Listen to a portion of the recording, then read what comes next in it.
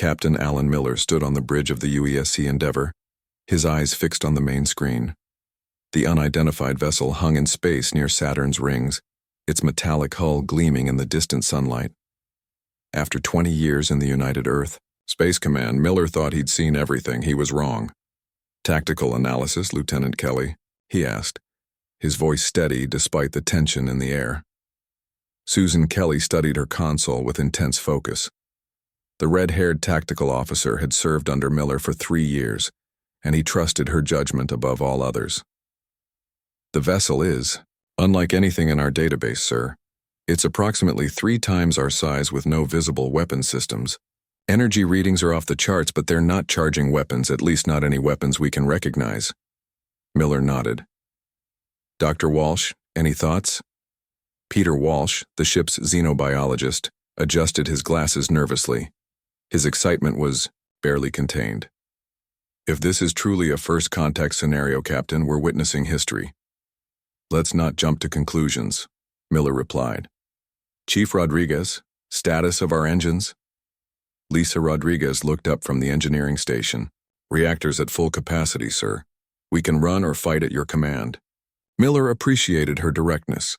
That was why he'd requested her for this mission. "And communications, Mr. Carter?" John Carter, the youngest officer on the bridge, checked his readings. "They haven't responded to standard hails, sir, but I'm detecting an unusual signal pattern. It could be an attempt at communication." Miller took a deep breath. "Keep trying all frequencies and protocols." The bridge fell silent as everyone focused on their tasks. Humanity had spread throughout the solar system over the past century, establishing colonies on Mars and mining operations as far as Jupiter's moons. But they had never encountered intelligent alien life. Until now. Carter's console suddenly lit up. "Captain, they're responding." The main screen flickered, and an image appeared. The creature displayed was humanoid but clearly alien. Its skin was pale blue with faint scale-like patterns. Large almond-shaped eyes dominated a narrow face, and instead of hair, fine tentacle-like appendages flowed from its head. "Greetings, humans of Earth." The alien spoke in perfect English, surprising everyone on the bridge. "I am Ambassador Zextral, of the Vorkadian people and representative of the Galactic Confederation." Miller stepped forward. "I am Captain Alan Miller of the United Earth Space Command vessel Endeavour. How is it you speak our language?" The alien made a gesture that might have been a smile. "We have observed your transmissions for some time. Learning your languages was a simple matter. We come in peace and friendship." "You've been watching us." Miller couldn't hide his concern. "Only from a distance, Captain. The Confederation has a policy of non-interference until a species develops sustainable interplanetary travel. Your recent Mars colony expansion has qualified humanity for first contact." Over the next hour, Zextral explained that the Galactic Confederation consisted of 7 spacefaring species who had formed an alliance for mutual protection and advancement. They had technologies far beyond human capabilities and were offering to share some of them. "With our guidance, your species could advance by centuries within decades," the ambassador explained. "We would welcome humanity as an observer in our confederation." After the initial communication ended, Miller gathered his senior officers in the ship's conference room. "Opinions?" he asked, looking around the table. "It seems too good to be true," Kelly said immediately. "Why would advanced aliens want to help us?" Dr. Walsh shook his head. "Throughout human history, more advanced civilizations have rarely approached less developed ones with pure intentions. But the technology they're offering..." Rodriguez leaned forward. "I got readings on their propulsion system. It's beyond anything we've even theorized." Carter nodded enthusiastically. "And they've been peaceful so far. This could be humanity's greatest opportunity." Miller considered their points. "We need to proceed carefully. I'm not rejecting their offer, but we need to verify their claims." He looked out the viewport at the alien vessel. Something about Ambassador Zextral's perfect smile bothered him. In his experience, nothing free came without a price. "Send our report to Earth Command," he ordered. Tell them we're establishing diplomatic relations, but recommend caution, very high caution. None of them could know that this first meeting would eventually lead to humanity's greatest challenge. And their most terrible vengeance. 1 year had passed since the Vorkadians made first contact. Earth had changed more in 12 months than in the previous 50 years. Alien technology now powered the newest buildings in every major city. Medical advances from the Confederation had cured 3 previously fatal human diseases. Space travel between Earth and Mars now took days instead of months. Admiral Alan Miller watched the alien ships dock at the new orbital station from his office window. His promotion had come with a new role as Earth's main contact with the aliens. He didn't want the job, but someone had to keep a careful eye on these friends. "Admiral, the Confederation representatives have arrived for the meeting," his aide announced through the intercom. Miller straightened his uniform and took a deep breath. "Send them in." Ambassador Zexitral entered, followed by representatives from 3 other alien species. Miller had learned to read Vorkadian expressions over the past year. The ambassador looked pleased with himself. "Admiral Miller, how wonderful to see you again," Zexitral said smoothly. "Earth's integration into Confederation affairs progresses even faster than we anticipated." Miller nodded politely. "We're grateful for your technologies. Our people are healthier and more connected than ever before. And your military advances are impressive as well," Zexitral commented. "The modifications to your defense systems show great promise." Miller kept his face neutral. The aliens had been very interested in Earth's military capabilities from the start. Too interested. "We're still learning," he said carefully. "Your assistance has been valuable." After the meeting, Miller met with his former crew from the Endeavour in a secure room that was swept daily for listening devices. "Report," he said as they gathered around the table. Dr. Walsh spoke first. "I've been working with their medical team. Something doesn't add up, Admiral. The biological data they've shared about their own species has inconsistencies. It's like they're hiding certain vulnerabilities. The Confederation ships worry me," Lisa Rodriguez added. "I've detected energy signatures that don't match their stated functions. The ship they claim is a medical vessel. It has power readings that suggest weapons capabilities." Lieutenant Kelly nodded. "And their soldiers are everywhere, supposedly as security advisors. They're mapping our defenses." "Sir." John Carter looked up from his datapad. "I've been monitoring their communications. They're using encryption that wasn't part of the technology they shared with us. I've only decoded fragments, but they refer to something called Phase 2. Repeatedly." Miller frowned. "I've shared similar concerns with Earth Command, but they're not listening. The economic benefits of the Alliance are too tempting." "What do we do?" Kelly asked. "We need hard evidence," Miller replied. "Something they can't ignore." The door opened and an aide rushed in. "Admiral, urgent news. The Confederation Council has invited Earth to send representatives to their capital world. You've been specifically requested to lead the delegation."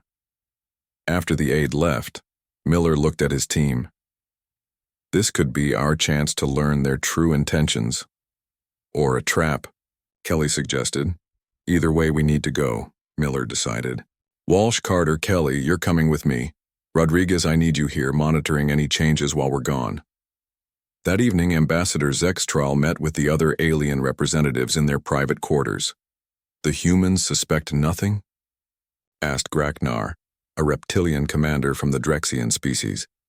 "They are curious and cautious but ultimately trusting," Zexitral replied. "The integration of our technology proceeds as planned. The backdoor access points are now embedded in all their major systems." "And the biological samples?" another alien asked. "We have enough to complete the targeted pathogen. Human biology is remarkably adaptable, but we've identified several exploitable weaknesses." Graknar made a hissing sound of satisfaction. "The Confederation has integrated 17 species in the past century. None have offered the potential that humans do. Their physical capabilities and resourcefulness will make them excellent labor stock once properly controlled." "Indeed," Zexitral agreed. "Bringing Admiral Miller to the capital is the final step. Once their leadership sees our full might, They will understand resistance is futile. Phase 2 can begin on schedule. None of the aliens noticed the small maintenance drone in the corner of the room. Lisa Rodriguez had modified it herself, adding recording capabilities that weren't in any official designs. The evidence was finally being collected. The journey to Vorcadia Prime took 2 weeks aboard the Confederation diplomatic vessel. Admiral Miller spent most of his time observing their technology and crew interactions. Lieutenant Kelly kept close to the ship's security team, learning their protocols. Dr. Walsh studied alien medical facilities while John Carter mapped the ship's communication systems. Vorcadia Prime was unlike anything they had imagined. 3 moons orbited the blue-green planet. Massive cities covered entire continents connected by transport tubes that glowed against the landscape. Orbital stations formed a ring around the planet, with hundreds of ships moving between them. Impressive, isn't it? Ambassador Zextrell said as they approached. The oldest civilization in the Confederation built these cities 10,000 years ago. Miller nodded. It makes Earth look primitive by comparison. Everyone starts somewhere, Admiral, the ambassador replied with what seemed like kindness. In time, Earth will develop similarly under our guidance. The human delegation was given luxurious quarters in a towering spire overlooking the capital city. That evening, they attended a formal reception with representatives from all 7 Confederation species. Remember, Miller instructed his team before they entered. We're here to gather information.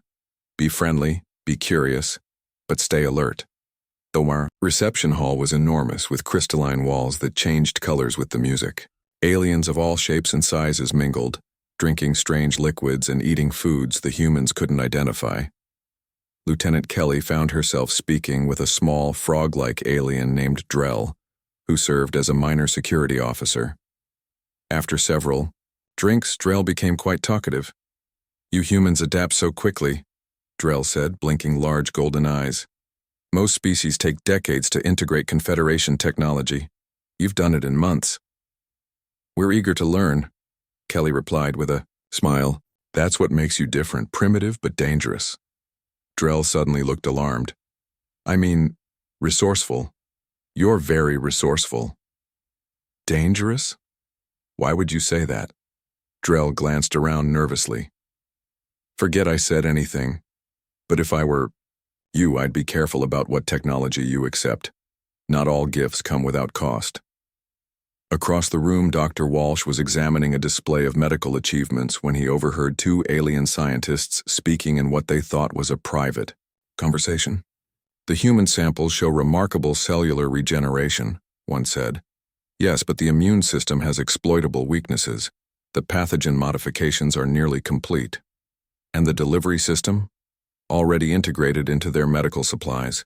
They accepted our vaccines without question." Walsh kept his expression neutral as he moved away, his heart racing. He needed to find Miller immediately. Meanwhile, John Carter had slipped away from the main reception. Using a device he'd modified with both human and alien technology, he accessed an information terminal. His years as a communications specialist made him adept at pattern recognition, which helped with the alien language symbols. What he found chilled him. Records of 17 other species the Confederation had uplifted through similar friendly contact. In each case, the pattern was the same: technological gifts, cultural exchange, invitation to the capital, followed by sudden subjugation, and forced integration as worker classes. Carter downloaded as much data as he could before returning to the reception. He found Miller speaking with a tall, insect-like alien ambassador. "Admiral, may I have a moment?" Carter interrupted politely. "There's an urgent message from Earth." Once they were alone, Carter whispered, "Sir, we need to leave now. The Confederation has done this before. They're planning to subjugate Earth." Miller's face hardened. "Find Walsh and Kelly. Meet me at our quarters in 10 minutes. Say nothing to anyone else." When Miller confronted Ambassador Zexitral with their findings, the alien's friendly demeanor didn't change. "Admiral, you misunderstand. The Confederation brings order and purpose to developing species. Your people will be given meaningful roles in our society." "As slaves," Miller said flatly. as productive members with appropriate oversight. Zextral corrected smoothly. Your suspicions are unfortunate but not unexpected. All species resist. At first, you'll come to appreciate the benefits of proper integration. Miller and his team left the next day, their diplomatic mission cut short by what they called a misunderstanding. On the journey home, they prepared their evidence. They didn't know that Earth had already begun to change in their absence. Admiral Miller knew something was wrong the moment their ship entered Earth's solar system. No one responded to their hails. The usual traffic of human vessels between Earth and Mars was missing. Only Confederation ships moved freely through space. Something's happened, he said grimly. Lieutenant Kelly, battle stations. Sir, we're on a diplomatic vessel, she reminded him. We have minimal weapons. Do what you can, Miller ordered. Carter, keep trying all Earth frequencies. As they approached Earth orbit, the situation became clear. A massive Confederation fleet surrounded the planet. The orbital defense platforms, human technology enhanced by alien improvements, were now controlled by Confederation forces. Admiral, Carter called out, his voice tight with tension. I'm receiving a system-wide broadcast. The main screen flickered to life, showing Ambassador Zexatral's familiar face. People of Earth, the alien began, his voice smooth and calm. The Galactic Confederation has officially brought your world under its protection. Your military leaders have wisely accepted our guidance. Your planet is now a protectorate of the Confederation. Resistance is unnecessary and futile. Miller's hands clenched into fists. They moved while we were away. They knew exactly what they were doing. Sir, Carter interrupted, I'm picking up distress calls from Mars Colony. They're under attack. The screen changed to show shaky footage from the Mars surface. Confederation ships rained energy beams down on the human settlement. The transmission cut off abruptly. They're hitting all our colonies at once, Kelly said, checking the tactical displays. And something's happened to Earth's defenses. They're not responding to any human commands. The backdoors Rodriguez warned us about, Miller realized. They built them into everything they gave us. A proximity alarm blared. 3 Confederation warships approached their position. Diplomatic vessel, came a cold alien voice over the eye. Calm. You will power down and prepare to be boarded. Miller didn't hesitate. Carter, send a tight beam message to any human ship that might receive it. Include all our evidence about the Confederation's true plans. Kelly, get us out of here. Where? To, sir? Kelly asked as she took the helm. Anywhere but here. We need to survive to fight back. Miller's experience and Kelly's piloting skills allowed them to evade the initial pursuit. They managed to rendezvous with a human freighter whose captain had also escaped the initial attack. Soon they discovered other survivors. A research vessel, a mining ship, even a partially completed warship that had been under construction in Earth orbit. Over the next few days, more human vessels found them hiding in the shadow of a large asteroid. From scattered reports, they pieced together what had happened. The Confederation had struck simultaneously across the solar system. Earth's enhanced defense systems had been turned against human military bases. UESC headquarters had been destroyed in the first minutes of the attack. Mars Colony had fallen shortly after. The few human ships that resisted were quickly overwhelmed. Miller called a meeting of all ship captains aboard his vessel, now renamed the UESC Defiant. We're outgunned and outnumbered, he told them honestly. But we're not defeated. The Confederation thinks they know us, but they don't understand what humans do when backed into a corner. What can we possibly do against their technology? Asked the freighter captain. We use their arrogance against them, Miller replied. They think they've won. They think we'll accept their control like all the other species they've subjugated. They're wrong. Lisa Rodriguez, who had escaped Earth on the partially completed warship, shared the data her drones had collected. Their ships have weaknesses. All technology does. We just need to find them. And we need to establish contact with any resistance on Earth, Lieutenant Kelly added. There must be humans fighting back. As they planned, Admiral Miller looked at the ragtag fleet of surviving vessels. It wasn't much compared to the Confederation's armada. But humanity had faced impossible odds before. "They came to our home," he said quietly. "They betrayed our trust. They killed our people. Now they'll learn why that was their biggest mistake." 3 months after the invasion, the human resistance operated from hidden bases in the outer solar system. Admiral Miller had established their main headquarters inside a hollowed-out asteroid beyond Neptune's orbit. The location was cold and dark, but it kept them off Confederation scanners. The fleet had grown to 27 ships of various sizes and functions. Some were military vessels that had escaped the initial attack. Others were civilian ships retrofitted, with whatever weapons they could salvage. It wasn't much compared to the Confederation forces, but it was a start. Miller studied the tactical display showing the positions of known alien ships throughout the solar system. Lisa Rodriguez stood beside him, pointing at the screen. "Their patrol patterns are becoming predictable," she said. "They follow fixed routes at regular intervals. They don't expect us to attack." Miller nodded. "That's their weakness. They think the battle is over." Lieutenant Kelly entered the command center, her uniform torn and dirty.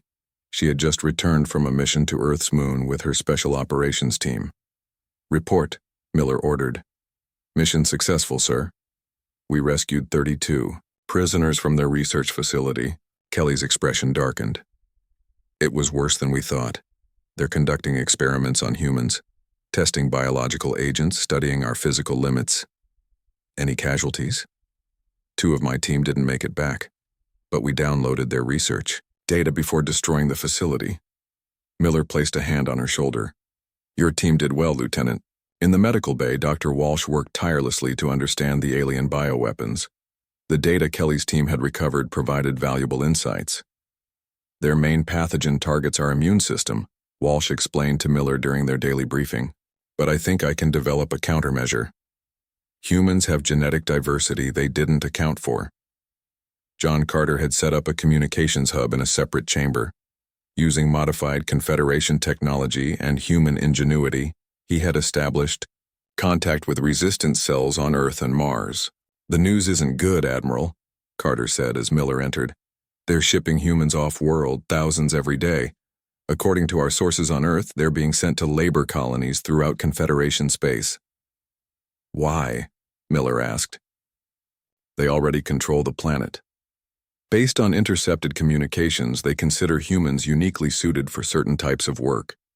Our adaptability, endurance, and problem-solving make us valuable laborers." Miller clenched his jaw. "So we're not just being conquered, we're being harvested."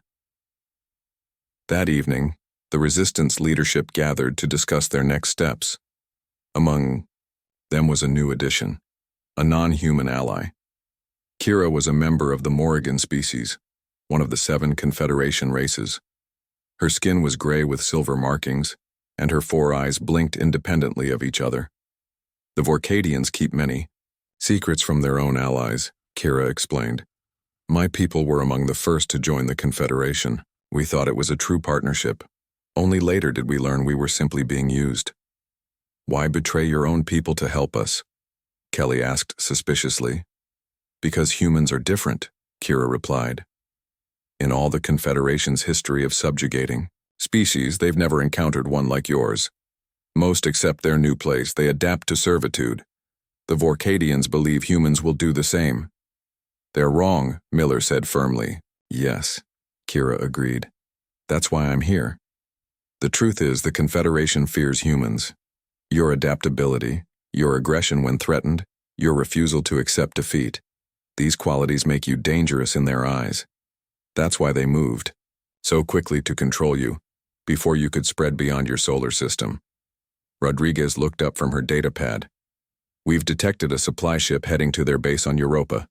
Minimal escort. We could take it." Miller considered this. The Resistance needed supplies and intelligence. Each small victory would build their strength and morale, but each action also risked revealing their existence. "Prepare a strike team," he decided. "Lieutenant Kelly, you'll lead the mission. Get in, capture what you can, and get out. No unnecessary risks." As Kelly left to brief her team, Miller turned back to the tactical display. Small red dots represented Confederation forces, They controlled Earth, Mars, and most of the inner system, but they didn't control everything. Not yet. We start small, he told his officers. Hit and run attacks, gather intelligence, build our forces. Then when they think they understand us, we'll show them how wrong they are. 1 year into the occupation, the human resistance had evolved from a scattered group of survivors into an organized force. Their fleet now numbered 53 ships, including 3 captured Confederation vessels. Admiral Miller had established hidden bases throughout the outer solar system, connected by secure communication channels developed by John Carter. In the main research lab, Dr. Walsh worked day and night with a team of scientists. Today he called Miller for an urgent meeting. "We've done it," Walsh said, his eyes bright with excitement despite his exhaustion. "We've created a virus that specifically targets Vorkadian biology." Miller looked at the small container of clear liquid on the lab table. "How does it work?" "Their immune system has a flaw," Walsh explained. "They evolved on a world with very few pathogens, so their defenses are specialized but limited. This virus exploits that weakness. It won't kill them immediately, but it will incapacitate them within hours of exposure. And it only affects Vorkadians, not humans or other species." "Correct. We tested it extensively. It's harmless to humans, and even to other Confederation species." Miller nodded with grim satisfaction. "This gives us an advantage. We can target their leadership without harming anyone else." In another section of the base, Lisa Rodriguez led Miller through a hangar bay where engineers worked on a sleek black shuttle. "Our new stealth technology," she explained proudly. "We've combined human cloaking research with what we learned from Confederation sensors. These ships are invisible to their detection systems." Miller walked around the shuttle, impressed. "How many do we have?" 6 completed, 10 more under construction. They're small, but they can carry strike teams past Confederation patrols. In the training center, Lieutenant Kelly drilled her Special Forces teams. Over the past year, she had developed new tactics that combined human military strategies with knowledge of alien weaknesses. "Their species are too specialized," she told Miller as they watched the training. "Each Confederation race evolved for specific roles. They think in predictable patterns. We're teaching our people to be unpredictable, to switch tactics in ways they can't anticipate." Miller saw how the human fighters moved in chaotic but coordinated patterns, using techniques borrowed from Earth's diverse combat traditions. The aliens would never expect such variety. John Carter had made the most surprising breakthrough. Using the Confederation's own communication network, he had created a way to hack into their systems. "They're overconfident," Carter explained. "Their encryption is advanced, but they never considered that someone might combine their technology with human methods. We can now monitor their communications and even send false information." Miller gathered his leadership team to discuss their most ambitious plan yet. "We call it Operation Prometheus," he announced, displaying a holographic map of the solar system. "A coordinated strike against Confederation control. Dr. Walsh's virus will target their command ships. Lieutenant Kelly's teams will hit key facilities. Carter will disrupt their communications. Rodriguez's stealth ships will deploy our forces." "It's still risky," Kelly pointed out. "We're outnumbered, but not outmatched," Miller countered. "The Confederation made a fundamental mistake. They studied human biology, human technology, human planets, but they never truly understood human nature." Kira, their Morrigan ally, nodded in agreement. "The Confederation species evolved toward specialization. It made them advanced but inflexible. Humans evolved as generalists, adaptable to countless situations. That unpredictability is your strength." Miller looked at each member of his team. "For a year, we've studied them while they thought we were beaten. We've learned their patterns, their weaknesses, their blind spots. Now we use that knowledge." He pointed to Earth on the holographic display. "They came to our home. They betrayed our trust. They believed we would accept defeat like all the others. They were wrong." Admiral Miller outlined the final details of Operation Prometheus. The plan would require precise timing and coordination between all resistance forces. If it failed, they might not get another chance. But if it succeeded, it would mark the beginning of humanity's counterattack. "One thing is certain," Miller told his officers. The Confederation is about to learn a painful lesson about humans. We don't stay down, and we don't forgive betrayal. Operation Prometheus began at exactly 0400 Earth Standard Time. Across the solar system, resistance forces moved with perfect coordination. Admiral Miller watched from the command center of the UESC Defiant as the first reports came in. Stealth Team Alpha has reached Earth orbit. Lieutenant Kelly's voice came through the comm. No detection so far. Team Beta is in position near Mars, another officer reported. Ready to deploy the virus. Miller nodded. All teams you have. Authorization to proceed. Remember, stick to your assigned targets only. Dr. Walsh stood beside Miller, his expression a mixture of determination and concern. The virus delivery systems are ready. Once released into their environmental controls, it should affect the Vorkadian commanders within hours. The first phase of the operation focused on the Confederation's command structure. Rodriguez's stealth ships slipped past alien patrols, delivering strike teams to key facilities.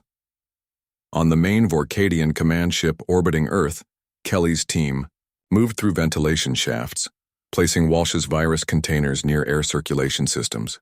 Virus deployed on primary target, Kelly whispered into her comm. Moving to extraction point. On Mars, similar teams infiltrated the occupation headquarters. The virus spread silently through Vorkadian quarters, causing no immediate alarm. By the time the first commanders began showing symptoms, the resistance was already moving to Phase 2. John Carter activated his network of communication disruptors. Suddenly, Confederation ships throughout the system lost contact with each other. Their carefully coordinated defense grid fell into confusion. Their communications are down, Carter reported. They're switching to backup systems, but those are compromised too. They're getting false readings, seeing phantom ships and attacks that don't exist. Miller watched the tactical display as red dots representing Confederation ships moved in disorganized patterns. Now for Phase 3. All combat vessels, engage designated targets. The Resistance fleet emerged from hiding places throughout the solar system. The ships were fewer in number than the Confederation forces, but they struck with precision at enemies already in disarray. Human pilots executed maneuvers that alien tactical systems classified as illogical or inefficient, but proved devastatingly effective. On Earth, something unexpected happened. As Confederation forces struggled to respond to the coordinated attacks, human resistance cells on the surface rose up. For months, Carter had been in contact with these groups, but their size and readiness surprised even Miller.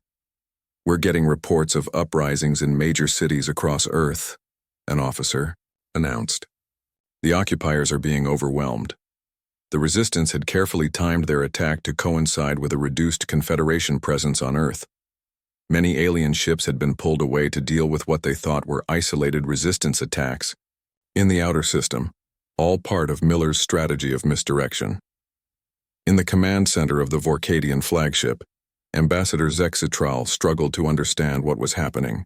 His skin had taken on a sickly pale color and he found it difficult to breathe, effects of Walsh's virus. How is this possible? He demanded of his officers. They are just humans. They were defeated. On the main screen he watched in horror as human forces reclaimed orbital stations around Earth. His carefully constructed occupation was falling apart in hours. Admiral Miller directed the battle from the Defiant, adapting his strategy as new information came in. When Confederation reinforcements arrived from the direction of Venus, he shifted forces to counter them. When a gap appeared in the Confederation line near Earth's moon, he immediately exploited it. "Sir, we've secured the lunar base," Kelly reported after a fierce battle. "And we've found something important, records showing the locations of human labor camps throughout Confederation space." Miller nodded grimly. "Send the data to all ships. Once we secure the solar system, we'll go after our people." The battle raged for hours, but the outcome was becoming clear. The Confederation forces, confused by false communications, weakened by the virus, and surprised by human unpredictability, were losing their grip on the solar system. They never understood what they were dealing with, Miller said quietly as he watched Earth's night side, where lights were coming back on in cities returning to human control. They thought they knew us, but they only saw what they wanted to see. 6 months after Operation Prometheus, Earth and its colonies were free from Confederation control. The human resistance had evolved into the Human Defense Force, with Admiral Miller as its commander. The solar system's defenses were stronger than ever, combining the best of human ingenuity with captured alien technology.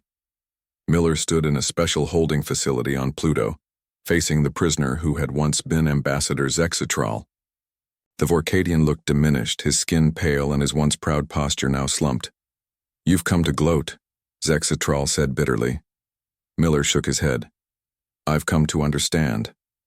Why did you betray us? We offered friendship." "It was never personal," Zexatral replied. "Your species was too unpredictable, too adaptable. Our models showed that within a century humans would surpass Vorkadian capabilities. The Confederation has existed for thousands of years by maintaining the established order. So you decided to enslave us before we became equals. We decided to integrate you while we still could," Zexatral corrected. "The other 17 species accepted their place. They understood the benefits of our guidance." Miller turned away. "That's where you made your mistake. Humans don't accept cages no matter how comfortable." In the weeks that followed, Lieutenant Kelly led Special Forces teams on daring missions to liberate human captives from labor colonies in nearby star systems. Each successful rescue brought back not just human prisoners, but also valuable intelligence about Confederation space. "The Vorkadians have recalled most of their forces to defend their core worlds," Kelly reported after returning from her latest mission. "They're afraid we'll seek revenge beyond our solar system." "And they're right to be afraid," Lisa Rodriguez added. She had overseen the construction of Earth's new defense grid, which now included weapons that could target ships entering hyperspace. No Confederation vessel would catch Earth by surprise again. Dr. Walsh had continued his research on alien biology, developing protection against any future biological weapons. "We need to understand all 7 Confederation species," he explained to Miller. "Knowledge is our best defense." John Carter's communication network now extended to the edges of Confederation space. "We're picking up interesting signals," he told Miller. "Some of the subjugated species have heard about our victory. They're beginning to question Vorkadian rule." The most surprising development came when representatives from 3 Confederation species, the Morrigan, the Trell, and the Oboni, arrived at Earth requesting peace talks. "We were not informed of the plan to subjugate humanity," the Morrigan ambassador explained. "When we learned the truth, many of our people objected. The Vorkadian leadership kept us in the dark, just as they've done with many unpleasant truths." Miller met with Earth's new government to discuss the peace offer. "I believe they're sincere," he told the council, "and we need allies if we're going to secure our place in the galaxy." The peace treaty acknowledged humanity's sovereignty over the solar system and established trade relations with the 3 friendly species. More importantly, it recognized humans as equals, not subjects. On the day the treaty was signed, Admiral Miller addressed the people of Earth from the steps of the rebuilt USC headquarters. "1 year ago, aliens came to our world offering friendship. When they betrayed that trust, they believed we would surrender like all those who came before us. They were wrong." Miller looked out at the crowd, at the faces of people who had endured occupation and fought back against impossible odds. "Let this be a lesson to anyone who would threaten humanity's future. We extend our hand in peace to those who respect us, but betray that respect, and you will find no force in the galaxy more determined than humans protecting their home and their freedom." Behind Miller, in the shipyards visible from the podium, workers assembled the first of Earth's new interstellar warships. It wasn't just for defense. Humanity had learned that the galaxy was a dangerous place, filled with both potential friends and enemies. The ship's name was painted in bold letters across its hull: UESC Retribution. It would carry a simple message to the stars. Humanity had arrived on the galactic stage, and they would never be victims again. As the ceremony ended, Miller looked up at the blue sky. The Confederation had thought they understood humans from studying their biology and technology. They had failed to understand the most important human quality of all, the absolute refusal to accept defeat when fighting for their home.